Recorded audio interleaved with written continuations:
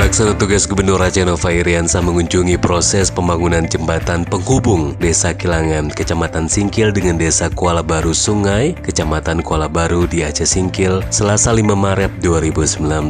Kecamatan Kuala Baru merupakan bagian dari wilayah Aceh Singkil yang terhubung langsung dengan Trumon, Aceh Selatan melalui jalur darat. Artinya dengan dibangunnya jembatan penghubung itu, wilayah Singkil dapat terakses langsung dengan Aceh Selatan. Nova mengatakan ditargetkan dalam tahun 2019 selama 7,5 bulan ke depan, pembangunan jembatan tersebut dapat dituntaskan sehingga masyarakat setempat dapat memanfaatkan sarana konektivitas tersebut. Ia juga berharap kepada rekanan yang nantinya memenangkan tender pembangunan jembatan tersebut tahun 2019 dapat profesional agar space jembatannya berkualitas, dan menurut dia jembatan itu sangatlah vital sebab fungsinya sebagai sarana penghubung Aceh Singkil dan juga Aceh Selatan.